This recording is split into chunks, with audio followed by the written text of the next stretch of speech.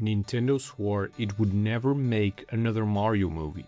After the disaster in 1993, the company spent nearly 30 years avoiding Hollywood entirely.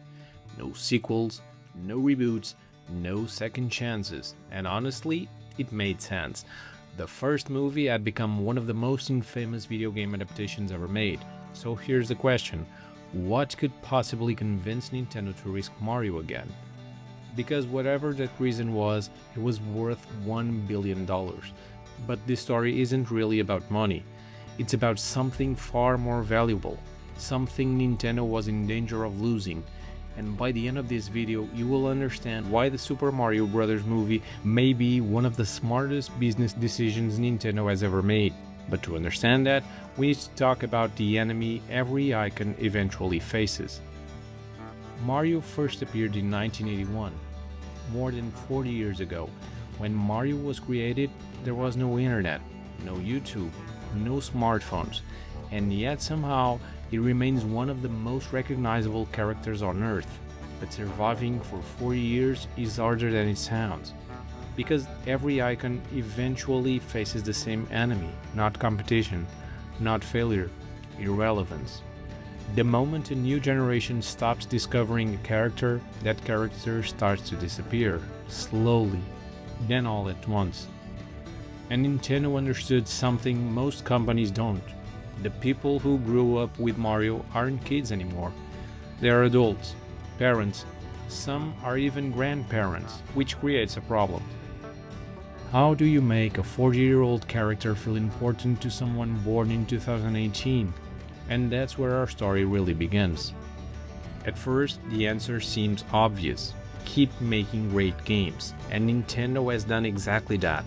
Mario Odyssey, Mario Kart 8 Deluxe, Mario Wonder, the franchise remains incredibly successful, but there is one problem. Games mostly reach people who already play games. Movies don't. Movies reach everyone. Families, parents, children, grandparents, people who have never touched a controller, and that's where Nintendo saw an opportunity. Because Nintendo wasn't trying to create more gamers, it was trying to create more Mario fans. There is a difference, and understanding that difference explains everything that happened next. For nearly 30 years, Nintendo refused to make another Mario movie, and after 1993, who could blame them? The film barely resembled the games, audiences were confused, critics were brutal, Nintendo hated the experience, and the lesson seemed obvious: stay away from Hollywood. So what changed?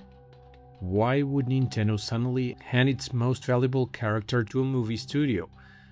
The answer wasn't Mario. The answer was a company that already solved a different problem, and that company was elimination. But before we talk about them, there is something most people completely missed about Nintendo's strategy. Did you know Nintendo earns money from Mario even when people aren't playing Mario? Think about it. Movies, theme parks, toys, clothing, collectibles, licensing, merchandise.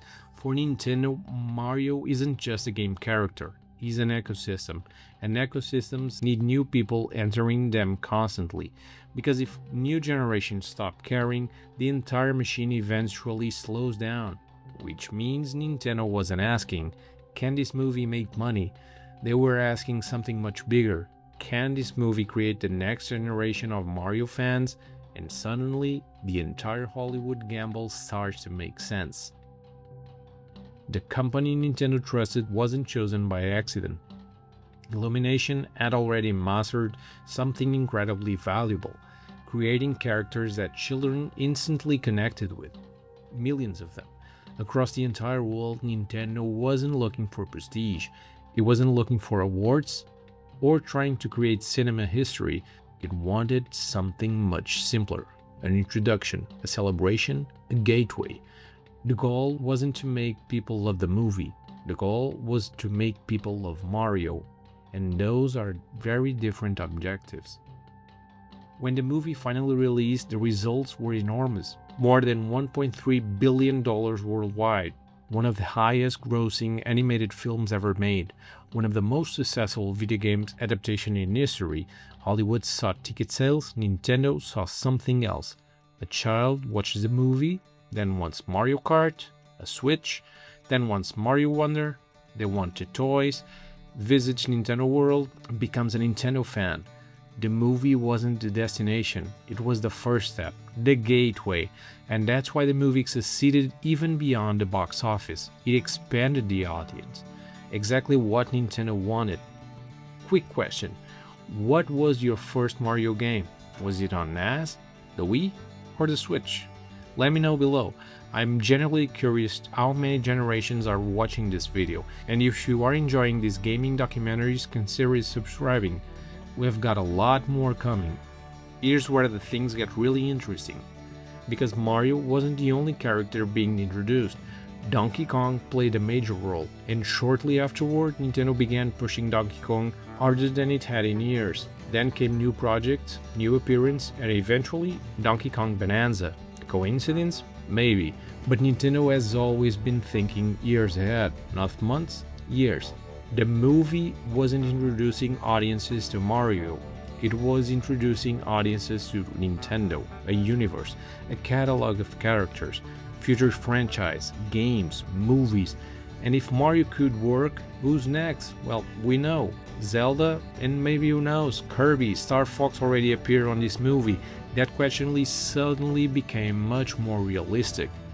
What convinced Nintendo to risk Hollywood again after nearly 30 years? The answer wasn't money.